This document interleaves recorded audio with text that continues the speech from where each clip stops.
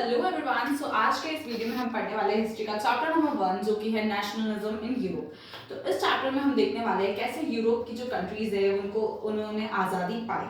तो first of all हम समझ लेते हैं what do you mean by nationalism in Europe, यानी कि नेशनलिज्म इन यूरोप का मतलब क्या होता है। सबसे पहले नेशनलिज्म यानी कि फॉर्मेशन ऑफ नेशन स्टेट और कंट्रीज। जो कंट्रीज फॉर्म होती है, कंट्रीज के फॉर्मेशन का जो प्रोसेस होता है उसको हम नेशनलिज्म कहते हैं। और ये जो प्रोसेस है ये हम कहाँ पे पढ़ने वाले हैं, यूरोप में। जो यूरोप है वो खुद एक पैचवर्क ऑफ कंट्रीज है, यानी कि वहाँ पे बहुत सारी तरह की कंट्रीज है जहाँ पे बहुत सारे तरह के रिलीजन, कल्चर, लैंग्वेजेस होती है, जैसे कि जर्मनी, फ्रांस, इटली। ये कुछ एग्जाम्पल्स है यूरोप की कंट्रीज के। अब उसके बाद हमने चैप्टर की जो स्टार्टिंग है वो शुरू होती है फ्रेडरिक सूरियो नाम के जो एक फ्रेंच आर्टिस्ट है, जो कि एक पेंटर और एक लिथोग्राफर थे, उनके ड्रीम से। उन्होंने क्या सपना देखा कि जो ये वर्ल्ड है वो कैसे बना हुआ है, डेमोक्रेटिक और सोशल रिपब्लिक से। मतलब कि इसमें डेमोक्रेसी है, यहाँ पे जो है हर इंसान को फ्रीडम है, हर इंसान को इक्वल राइट्स है, समान अधिकार से यहाँ पे लोग जी रहे हैं। और सोशल रिपब्लिक से यानी कि जो भी यहाँ पे चीज़ें, गुड्स एंड सर्विसेज है वो सब इक्वली डिस्ट्रीब्यूट हो रही है, यानी कि हर इंसान के पास इक्वल राइट्स है, सारी चीज़ें इक्वल डिस्ट्रीब्यूट हो रही है। ऐसा उन्होंने ड्रीम देखा अपने, जिसमें कि जो पीपल्स थे डिफरेंट डिफरेंट नेशंस के, वो एक ग्रुप में बटे हुए थे। For example language based group, religion based group, ऐसे।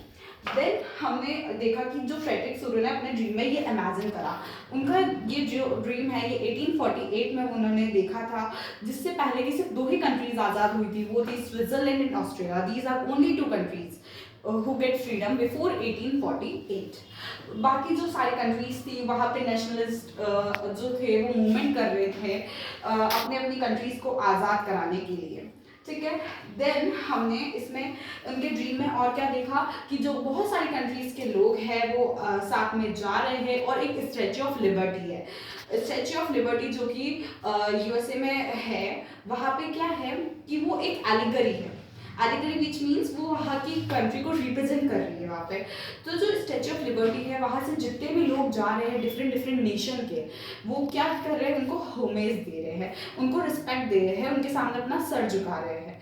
तो अब ये डिफरेंट कंट्रीज उस टाइम आइडेंटिफाई कैसे हो रही थी, नेशनल फ्लैग से, नेशनल कॉस्ट्यूम से। हर कंट्रीज का अपना एक अलग नेशनल फ्लैग था, हर का अपना एक कॉस्ट्यूम था, जिससे कि हम देख सके कि ये जर्मनी से बिलोंग करता है या फिर फ्रांस से। तो जैसे जैसे ये लोग जा रहे थे स्टैच्यू ऑफ लिबर्टी से, सब उनको रिस्पेक्ट दे रहे थे। और जो स्टैच्यू ऑफ लिबर्टी है, यहाँ पे उनके दो हाथों में अलग अलग चीज बताई हुई है। जो फर्स्ट हैंड है उसमें उन्होंने बताया है टॉर्च ऑफ एनलाइटमेंट, यानी कि एक नॉलेज है कि सबको नॉलेज मिल रही है। साथ ही साथ सेकंड हैंड में बताया हुआ है charter of rights of man, यानी कि जो एक इंसान होता है उसके पास क्या बेसिक अधिकार होते हैं वो बताया हुआ है, उनके लिस्ट दे रखी है, उनके दूसरे हाथ में उन्होंने पकड़ रखी है। तो ये था स्टैच्यू ऑफ लिबर्टी के बारे में। फिर फ्रेडरिक सूरियो ने जो ये ड्रीम था 1848 में, उन्होंने ये भी बताया कि जो नीचे है, नीचे जो ग्राउंड है, वहाँ पे बहुत सारे जो ऑटोक्रेटिक रूल है, यानी कि उस टाइम क्या होता था, राजा रूल करते थे। उस टाइम गवर्नमेंट नहीं हुआ करती थी, राजा हुआ करते थे। तो जो राजा के ताज वगैरह होता है, जिससे कि हमें ताज से हमें क्या पता चलता है कि ये राजा है, तो वो ताज नीचे गिरे हुए, टूटे हुए बताए गए थे कि हम समझ सके कि इस समय राजा का अंत हो चुका था, इस समय ऑटोक्रेटिक रूल का अंत हो चुका था, इस समय तानाशाही का अंत हो चुका था। तो ऐसा बताया गया है। और साथ ही साथ ऊपर बहुत सारे एंजल्स वगैरह बताए गए हैं। ये इसलिए बताए गए हैं क्योंकि वो सब देख के खुश हो रहे हैं कि ये दुनिया आज़ाद हो चुकी है, यहाँ पे फेटर्निटी आ चुकी है, यहाँ पे सब भाईचारे से रहने वाले हैं। तो ये सब उन्होंने फ्रेडरिक सूरियो ने अपने ड्रीम में बताया गया था। बट हाँ, ये सब उनका सिर्फ एक सपना था। उस टाइम तक ये सिर्फ ऑस्ट्रेलिया एंड स्विट्जरलैंड के अलावा कोई भी कंट्री आज़ाद नहीं हुई थी। और ये तो एक सिर्फ फ्रेंच आर्टिस्ट थे। उस टाइम 1848 तक सब लोगों के बस मन में यही था कि हमें अपने देश को आज़ाद कराना है, इसलिए वो बहुत सारे इंपीरियल मूवमेंट्स कर रहे थे। मतलब वो बहुत सारे ऐसे ऐसे चीज़ें कर रहे थे जिससे कि वो राजा को हटा सके।